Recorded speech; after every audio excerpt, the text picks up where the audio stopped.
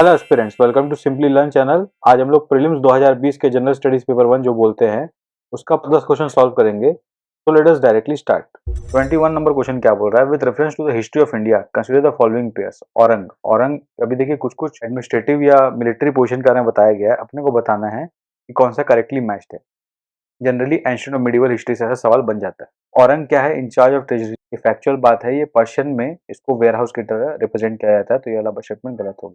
बानिया क्या है? बनिया is the Indian India agent of the east India company. ठीक है, मान लेते हैं बेसिकली ये लोग बनिया माने वो लोग होते हैं जो अकाउंटेंट्स मुनीम टाइप के लोग होते हैं, जो बेसिकली कंपनीज के भी काफी लॉयलिस्ट रह चुके अपने टाइम पे, तो ये बात कहीं ना कहीं करेक्ट मान सकते हैं। तीसरा स्टेटमेंट क्या है? मिरासीदार, designated revenue payer of the state. मिरासीदार, ये वाला भी सही लग रहा है, तो उसका आंसर होगा B. Now let's move to next question. 22 number question में क्या बोल रहा है? With reference to religious history of India consider the following statement. Statement क्या है? सभी वादिन्स बिलोंग टू महायाना बुद्धिज्म। ये बात गलत है। देखिए, फर्स्ट सेकंड बुद्धिस्ट काउंसिल जब हुआ था तो बुद्धिज्म पहली बार में क्लीवेज आया था, बुद्धिज्म में ब्रेक आया था। अकरियावादीन जो हैं वो स्थरवादीन से अलग हो गए थे, और अकरियावादीन वो लोग होते हैं जो टीचिंग में बिलीव करते हैं, और स्थविरावादीन वो होते थे जो पूरा रियलिस्ट अप्रोच रखते थे, और फॉलो करते थे वे ऑफ द एल्डर्स।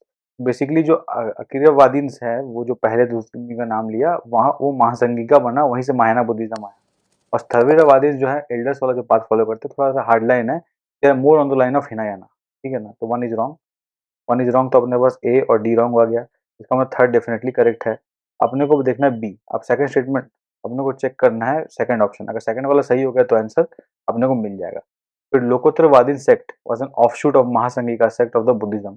ये वाला बात सही है, आंसर होगा बी। आप अंडरस्टैंड, थोड़ा सा फैक्चुअल लगेगा, बुद्धिज्म के ऊपर थोड़ा हार्ड सवाल है, इजी नहीं बोलूंगा इसको मैं, क्योंकि हर जन सेक्ट पढ़ के आते नहीं है इस कंटेक्स्ट में। और let's move to next question. 23 number question क्या है? With which of the following statements correctly explains the impact of industrial revolution on India during the first half of the 19th century?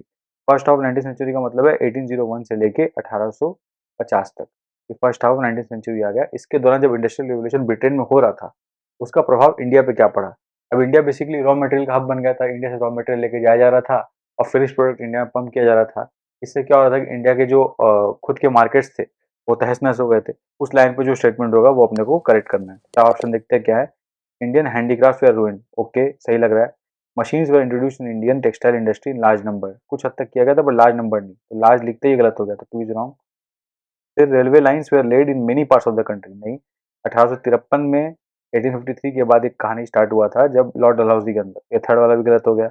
Heavy duties were imposed on import of British manufacturers, ये बात तो कतई गलत है। अपने पास यही answer बचा, क्योंकि हम लोग ड्यूटी इम्पोज ही नहीं करते, हम लोग बोलते ब्रिटिश मैन्युफैक्चरर आए हम लोग को इम्पोर्ट करें, हम लोग खरीदेंगे तभी तो उनका मार्केट चलेगा। ईस्ट इंडिया कंपनी की चाहत यही थी, तो आंसर होगा ए। अब 24 नंबर क्वेश्चन क्या बोल रहा है? Consider the following events in the history of India.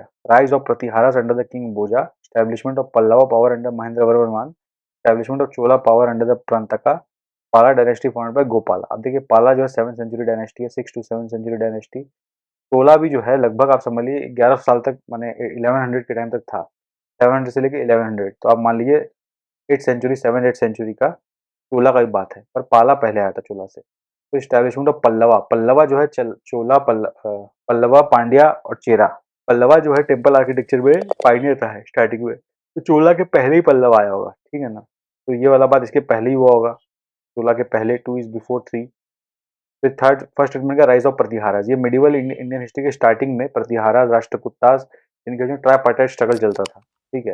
ये मालवा रीजन में थे प्रतिहारास वाले। तो मिडिवल इंडियन हिस्ट्री आप मान ली 750 एडी के आसपास, यानी कि अप्रोक्सीमेटली 8 सेंचुरी एडी के आसपास ये बात चालू हुई।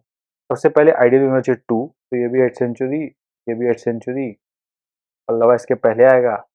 तो अपने पास आइडियली देखो 2 और 4 में आगे पीछे होने वाला बात है, फिर अपने पास 1 और 3 होना चाहिए, 2 4 1 3 के संग जाएंगे हम। Now let's move to next question. 25 number question क्या बोल रहा है? Which of the following phrases defines the nature of hundi generally refer to the sources of post Harsha period. Hundi basically एक तरह का नोट होता था, एक कागज जो करेंसी की तरह काम करता था हर्षा पीरियड में, उसको हुंडी बोलते थे। अब बिल ऑफ एक्सचेंज, आंसर होगा सी। 26 नंबर क्वेश्चन क्या बोल रहा है? With reference to the book Desher Katha written by Sakharam Ganesh Dioskar during the freedom struggle, consider the following statement. It warned against the colonial state hypnotic conquest of mind, ठीक है, सही बात है। It inspired the performance of Swadeshi street plays and folk songs, ठीक है। The use of देश in देशर कौथा was in specific context of the region of Bengal, ये बात गलत है। तो अपना आंसर आ गया ए। ठीक है, फैक्चुअल क्वेश्चन था, आपको पता है तो पता, वरना कोई दिक्कत नहीं है, पढ़ लीजिए। 27 नंबर क्वेश्चन क्या बोल रहा है, Gandhi Irwin pact include which of the following, invitation to Congress to participate in round table conference, बस सही है, वन इज डेफिनेटली राइट, तो अपना आंसर ए और बी में से होना चाहिए गिवन ऑप्शन में से।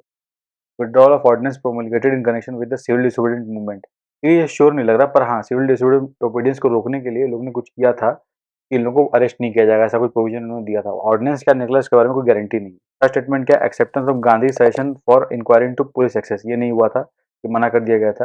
तो release of only those prisoners who were not charge of violence, ये वाला बात सही है, तो आंसर होना चाहिए 1 और 4। अब देखिए इसमें कोई ऑप्शन सिर्फ 1 और 4 का है नहीं सिर्फ, ठीक है, और 2 वाला कहीं ना कहीं गलत ही है, तो इसलिए यूपीएससी ने इसका ऑफिशियल आंसर की में दिया था एक्स, माने ये इसको ऑप्ट आउट कर दिया गया, बिकॉज राइट ऑप्शन नहीं दिया गया। सेकंड वाला जो है बहुत एक्यूरेट नहीं है, इसीलिए ये क्वेश्चन का आंसर आइडियली होना चाहिए 1 और 4, और ये ऑप्शन में गिवन नहीं है, ठीक है। Now let's move to next question. 28 number question क्या है, the Vital Vidhvansak, the first monthly journal to have the untouchable people as a target audience was published by, इसका उत्तर होगा गोपाल भाव वलंकर। ठीक है, मॉडर्न इंडियन हिस्ट्री से कितना फैक्चुअल सवाल आता है, अगर पता है तो पता, वरना फालतू टाइम वेस्ट करना है, ठीक है ना, स्किप कर देना सीधा।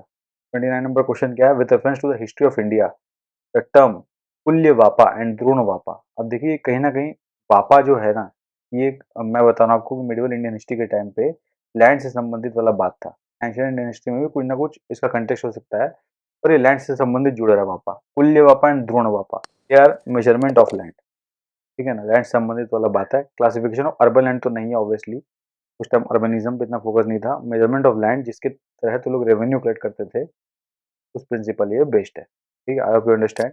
Now let's to next question. 30 number question क्या बोल रहा है, whom among the following rulers advised his subjects through his inscription, Ashoka करते थे काम, तो देखते हैं क्या इंस्क्रिप्शन क्या दिया गया।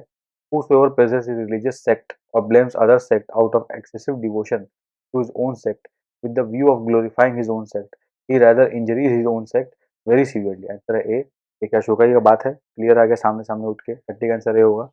आई होप आपको इनिशिएटिव अच्छा लगा, if you like the initiative channel को लाइक करें, सब्सक्राइब करें, और ये टेलीग्राम चैनल है सिंपली लर्न ऑफिशियल चैनल है, इसको ज्वाइन करें। यहाँ पे आपको क्वेश्चन बुकलेट मिल जाएगा, जो 10 क्वेश्चन हम लोगों ने डिस्कस किया उसका, और प्लस आपको आंसर की भी उसमें टिक लगे रहेंगे, प्लस लास्ट में एक ऐसा पेज अटैच रहेगा जिसमें आपको आंसर की देखने में मिल जाएगा।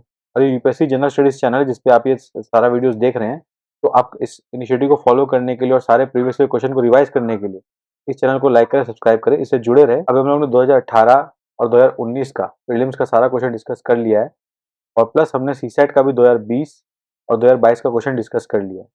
के बाद हम लोग जो बचे हुए क्वेश्चंस हैं लास्ट 5 ईयर्स के सारे डिस्कस करेंगे, तो इस चैनल से जुड़े रहे। तब तक के लिए best wishes for the examination.